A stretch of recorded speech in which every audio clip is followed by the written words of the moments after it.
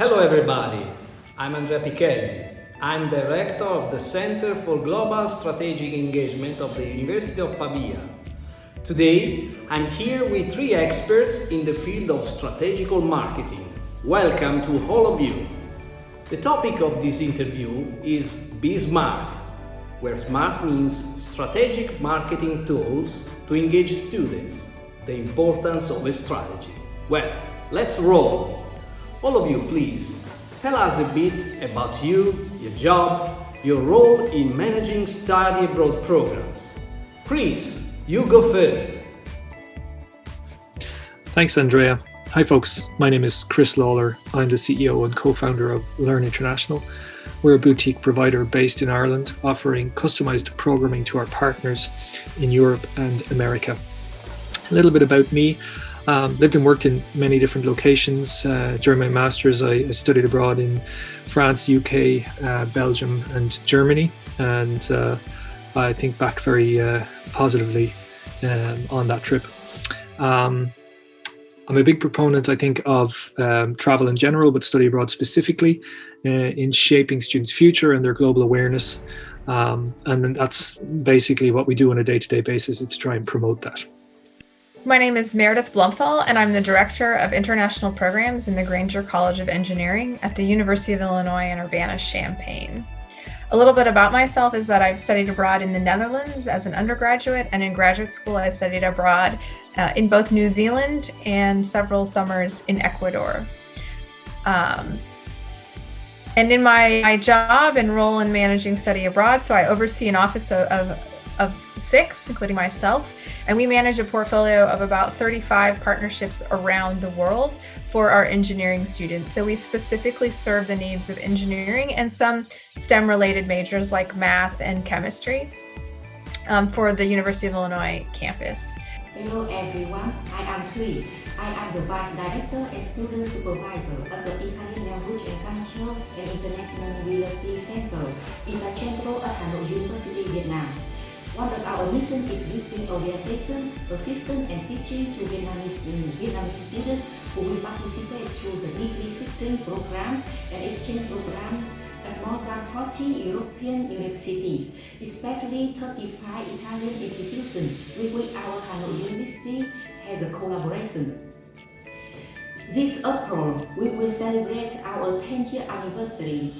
In these 10 years, since 2011, we won 33 Erasmus Project Creation-1 International Credit Mobility Projects and 5 Erasmus Creation-2 Capacity Building Higher Education Projects. And we sent out more than 1,000 Vietnamese students to Italy to study in various programs in all disciplines. Thank you. And now, what do you think about marketing strategy to promote study abroad? Is it important according to you? Do you have your personal marketing strategy? Marketing strategy is absolutely essential for study abroad. At the end of the day, that's what we are all doing as international educators, is trying to build programs that will provide an essential international experience and understanding for our students. And you can develop programs that have absolutely fantastic student target outcomes and experiences.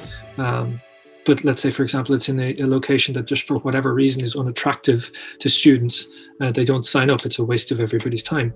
Conversely, one can develop a program in one of the really top 5 locations. It could be in London or Rome or Paris or Sydney or wherever it is that students are looking to go. And if it doesn't tick other essential components such as academic integration or a particular experience that students are looking for, then possibly they're precluded from actually saying yes at the end of it. So how do we counter that? It's with proper marketing strategy in the first instance. I think it starts with really understanding your student body. and looking at the numbers.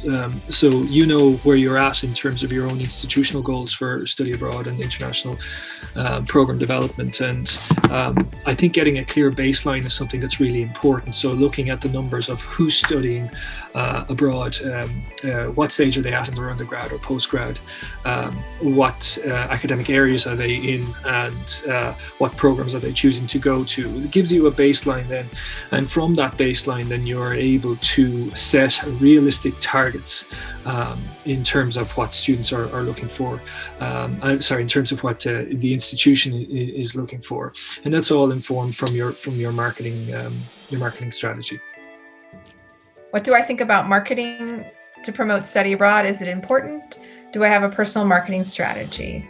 I think that marketing and having a marketing strategy for study abroad is quite important. For us, we really focused on how study abroad can allow students to keep and maintain progress towards their degree. Our engineering curriculum is really intense and doesn't have a lot of space for free electives for students. And so it's really important that our programs are mapped into the different engineering curriculums. And at Illinois, we have 12 different engineering departments. And so that's how we really focus a lot of our energy and efforts and how we market programs to students. Yes, I think it is very important. However, at our Itacentro, our main strategy is based on the faith that the students, their parents, and the Italian partner institution give to us. We have been dedicating our best effort to provide to the students the most adequate orientation for them to help them make the right choice before studying abroad. We stay in their shoes to think about their career, future career development, their capability, their financial condition and health condition to make the right advice. Together with them, we compare the various different programs at different universities. We analyze the level validity of the degree to be awarded, the scholarship opportunities, the studying life in different cities, and together with them, we search for the housing. We prepare the language for them to survive in a new environment. We prepare for them the document to submit for visa and stay permit request abroad, and also health insurance, etc. Our assistance and orientation to them are not only provided before their departure, but also during their studying abroad period, and also after their graduation, when they search for the job or internship opportunities. That's why they very appreciate our work. For Italian university, they have a faith in us because of thanks to the high quality of selected students sent by Hanoi University to them. We prepare for students not only study skills but also the language, especially Italian language and culture. The students who study in English in Italy, they have to study at least 600 intensive hours of Italian to survive and to also do the internship or the part-time job, and also do the scientific research when they study in Italy. For the students who will study in Italian Dutch program, they will have to study at least 900 hours of Italian to obtain the proficiency level of B2 according to CFR. Thanks to our work, the students, their parents, and also the Italian universities, they grow the belief in us, and then they will become the key person, the prominent person to spread our reputation to the others. That's very interesting, thanks. And in practice, how do you promote study abroad programs? How much do you evaluate social networks? promotion, and disseminating events. You know, at Learn International, we really value the importance of real live person-to-person interaction as a core part and probably the most important part of the recruitment cycle for students. You know, there's the opportunity to have a multi-channel approach, and I think that, you know, to a certain extent, that's what everybody needs to be doing at this stage. You know, you have multiple social media channels, instant messaging, direct email marketing, info sessions on campus study abroad, fairs, peer-to-peer sessions, so much going on. And I think that is a really key part of, you know, the early process in terms of recruitment. To get real genuine interest, the student needs to be able to project themselves into the video they're watching or whatever piece of media they're listening to or consuming. And that harps back to our marketing strategy. When we're building our program in Beijing or Sydney or wherever it is that we are, you know, we're thinking about, well, you know, this is the first time we've run this program, and so it's really essential that we get this student experience documented in a very real sense. Instant messaging, for example, is available across a whole host of platforms, and it's about speaking to the students where they want to talk to you. So, and in a manner that they would like to engage with you on. So if there's a language differential there, then facilitate it. See whether you can reach out to your target market and through their own language, and is that something that can be facilitated on your own campuses or within your own organization? You know, info sessions, I think, are really beneficial for programming, particularly for faculty-led programming, where, for example, the faculty who's bringing the program is the one who's doing the delivering of the short, sharp messaging, and you know, once every 2 weeks or once every month, or those types of things. And I think that's something that's really important for institutions to be able to make faculty aware when they're inducting them into, you know, this program building and recruiting process, to ensure that the faculty are well aware of the requirements of them within the recruiting stage of the program.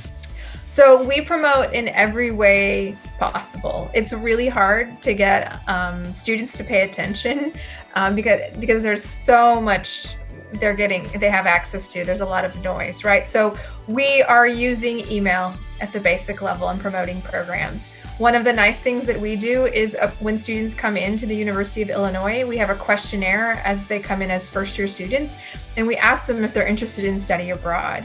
We continue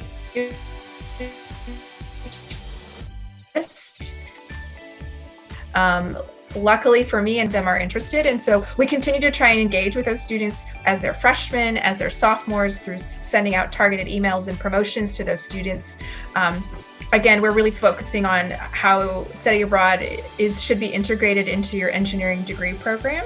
But we are also using all sorts of social media. We've been focused on Facebook and Instagram for the most part. We talk to our own students to try to understand what the platforms they're using. As a college, we have also an additional platform. We work with a company called Campus Groups, which is designed as an internal communication platform with all of our student organizations and all of our departments. And so again, we are able to communicate with students through that platform. We list our events through this platform. We also can email students out through this platform as well.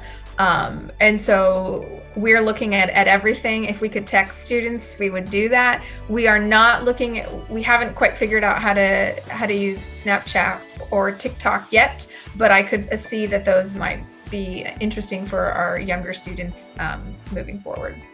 I already mentioned before, we promote our study abroad program through the faith and the satisfaction of our students, their parents, and our Italian and Vietnamese partner institutions. They have the faith in us, they believe in our work, and they are the main factors, the most important factor in the spread, in the promotion of our reputation, not only in Vietnam but also in overseas. We also do some dissemination activities on the social network, or for example the Facebook page of our Itacentro. However, we didn't do so many. We concentrate on the dissemination activities during the meeting session with our Vietnamese partner universities, and also during the student conference, student meetings at our university, at the faculties, and also at other Vietnamese partner universities. Do you consider feedback from students who went abroad when you promote your programs? I think considering feedback is essential. And I think it's essential for a number of reasons, but primarily, oftentimes, the components of the program that we really feel will resonate with students the best, it just doesn't turn out like that. And when you get the feedback from the students, you can be very surprised at the different experiences that they really valued. And that's key information for when we are marketing and promoting next year or for the next cycle of the program. But to throw a cat among the pigeons, no two groups are the same. So what one group will value may not necessarily be what another group will value. So this is just the human condition, and there's nothing we can do about that. But we can generalize, for sure we can generalize. And each program that we have, Learn International's perspective, while the students are still in country on the last day of the program, we ask them for a moderately comprehensive feedback in terms of a online form, and then also a very short kind of a question and answer, peer-to-peer question and answer session, or should I say person-to-person question and answer session. And it's gives us very good data in terms of what went wrong with programming and what went right with programming, and it serves two purposes: logistical and operational. We need to do this, we need to change this, that accommodation didn't work, those types of things from a logistical perspective, and then also from a recruitment perspective. Wow, I didn't realize that was what students really see valuable. Then we need to change how we are pitching this program and messaging this program, and we need to change the photo on our flyer, from a grassroots perspective. What is it that we're doing? Because these are first impressions that students are getting when they land on that page, or what is it that they're seeing or hearing on a video in a social media campaign, those types of things. And so that can be informed from these feedback sessions. We absolutely consider feedback from previous student participants, and we really want to engage them in the promotion of our study abroad programs. So we recruit and hire and train students to work in our office as peer advisors, so that engineering students can come in and talk to our staff about programs, but also they can talk to their peers. We find that the power of the peer on our campus, and specifically within engineering, is really important, and students are more willing to listen to other students. And so that's really an important component. We give information sessions on programs. We are always looking for past participants to present the information. And in fact, we prefer that they present and run the information sessions, and we just facilitate the meeting times and recruiting the students and providing the food when we were in person, and same thing with virtual. We are still really working with having past participants participate. This is an obvious answer. Absolutely yes. The feedback from our students and their parents are among the most important interests of ours. And from their feedback, it reflects totally the quality of our work, the devotion and all our effort to their studying career. And now, according to you, which are 3 fundamental best practices? Well, it's tough to nail down 3, but first and foremost, I think we need to work to reduce the noise.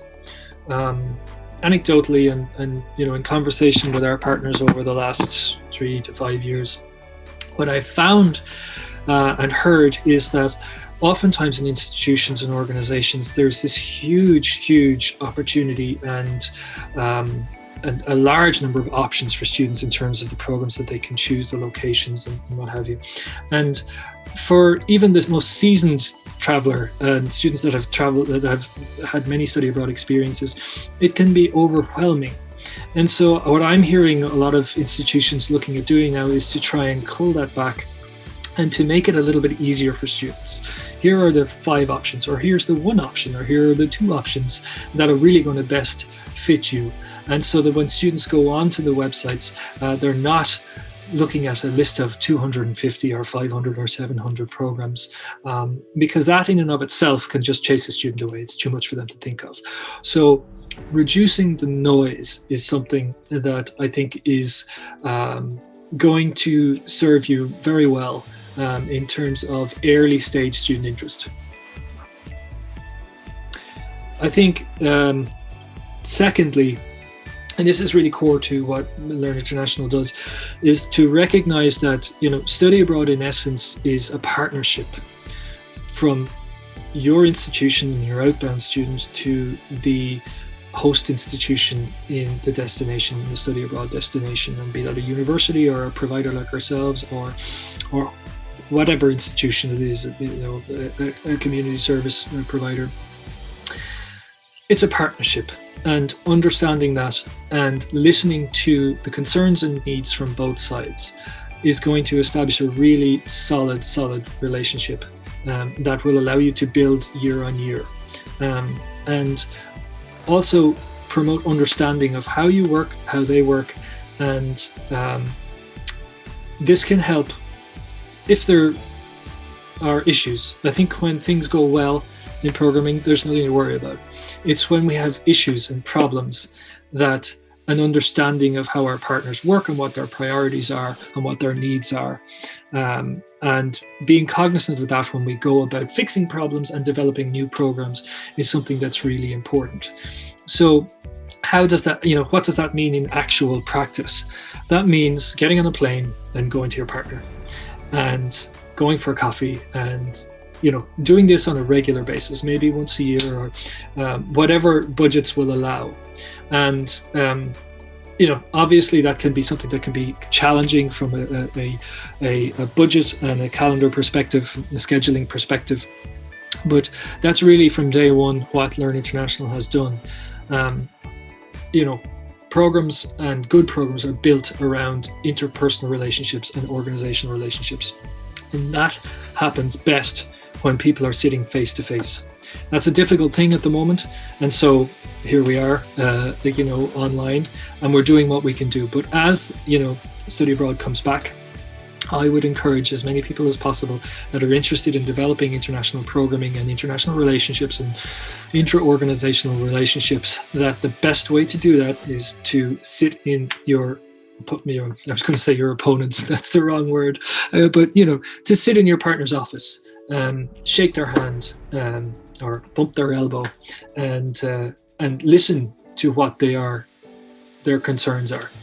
If we seek to start a relationship where we can help our peers, there's value in it from their perspective, and that means there's going to be value in it from your perspective too. And thirdly, I think it's about clearing the roadblocks. It's, I think, as important for us to consider the promotion internally within our organizations of study abroad. And we, as an organization, as an institution, are moving towards a clearer path for our students to be able to study abroad. And in order for us to do that, we need to work as a team, working towards a singular goal. And so I think the establishment of a clear, defined process by which we engage with stakeholders within the institution in admissions and academics, you know, in you know, athletic programs, if that's what we're talking about, is important. So, and to have a defined process by which we do that, how we onboard these stakeholders and how we give them a voice in how we develop programming. Once people are vested in something, it becomes much more real to them. And then as a team, you're really able to work together to take the roadblocks away from a student. If I'm an academic and I have, you know, 110 things to do, and I really don't need to have to try and look through 50 different courses to, you know, try and integrate, you know, a program for a partnership in Italy or Germany or wherever it is. that's something that's easy just to kind of put on the long finger. But if I'm also part of the internal study abroad development team, and I understand the importance of this both at a grassroots single student basis, but also from the point of view of where the institution is going to go, then I'm a little bit more motivated. I have skin in the game in terms of developing this, and I have a pride of place in terms of I'm going to look through this because this is going to facilitate us getting to where we're going to go, and it's going to make it easier for my students to choose this program because they know that academically there won't be any problem in terms of transferring credit back over and those types of things. And that goes for saying with all different stakeholders. Everybody can help with removing those roadblocks. So thinking about promoting study abroad internally as well as externally in terms of students actually heading overseas is important. So I think in terms of 3 fundamental best practices in terms of marketing study abroad for me are be clear and transparent about the program. I'm not interested in marketing programs with beaches, right? Or different climate. Here we're in the middle of Illinois, so almost anything is landscape-wise is more interesting. But I really think it's about marketing the nature of the program to the student to make sure it is the best fit for the student. The second thing is, at the same time, I do think having polished and professional looking materials is really, and having an overall brand or image look to your website and the materials that go out help students understand who you are and who's communicating with them. And then I just mentioned website, and I think 3, like having a clear web presence for students where they can find a lot of the information and resources on their own is really important, but also an ability for them to reach out and schedule appointments for more information. Allowing that ease and flexibility, I think, is really important for students. I would like to emphasize only on 2 fundamental best practices. Firstly, we need to concentrate on giving the highest quality assistance, preparation, and orientation to our students. This is the mission of the education. The student will be the key person in the promotion of study of program with the help of ITACentro. Secondly, we will expand and strengthen the collaboration with Vietnamese partner universities. Thanks to this partnership network, through our meeting session, we can do also the dissemination activities directly with their staff and students. Thanks to this meeting, the staff and the students of our partner university, they can approach to useful information about study abroad program with the help of ITACentro, and they will be more self-confident and have more faith, have more useful information to be well prepared for going abroad to study in Europe in general and in Italy in particular. Thank you very much to all of you for sharing with us your expertise and your secrets. One last point now. Tell us a story. The very best time you promoted a program which was a big success and what you did so far. Meredith, please go first. The floor is all yours. So I think in terms of our very best time we promoted a program is our sophomore semester with a partner in Spain. And so we promote it by calling it the sophomore semester. It's a spring semester program, and because it's promoted under the idea of these are all of the classes that more than half of the engineering curriculums need in the spring. It really frees students up to think, oh wow, I can do this. And so we are at a point now, which, because we're marketing it as part of integrated into their curriculum, where we're at capacity and we're looking at ways to build secondary options for them outside of Spain or in other locations in Spain, because we have too much demand for this program. But that's a really exciting place to be and a really great place for us to be in. You know, Andrea, I think if you can do the fundamentals right in terms of listening to your students, listening to your partners, and connecting the dots correctly when you're building your programs, it can really be a success from very early on. And I suppose to speak, about one of ours, one of our early programs was a public health program, runs in Ireland in a rural location. And we got a call one day, and we had a partner who needed to move a program, and it was a very specific program, and so needed to be built from scratch, which is what we do. And I think listening is the key thing, and particularly as a third-party provider, because it's very easy to try and fit a square peg in a round hole. But you need to really listen to what your partners are looking for. And I think, without blowing our own trumpet, we did that, and we built a program specific to what they were looking for. And it ticked all of the boxes. And as such, the requirement for recruitment was minimal, because it was such a success that every year since then, it's been waitlisted. And so it becomes one of those programs that we all want to build. We all want to build that program that just has its own presence on campus. And students are kind of asking, when are the applications opening, and those types of things. And that's not, because we did something that others couldn't in any way, shape or form. It's only because we listened, and everybody can listen. And, take preconceived notions out of your head and leave them there, and listen to what your partner needs, and then develop and deliver it, assuming it is deliverable.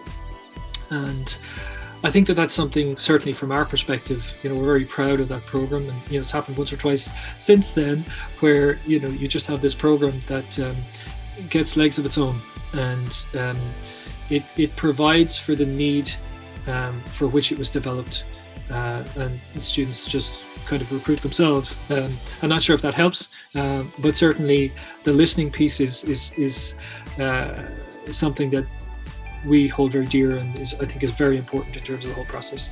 I think one of our biggest success until now is how we deal with the COVID-19. As we all know, due to the pandemic disease, many study abroad programs were suspended.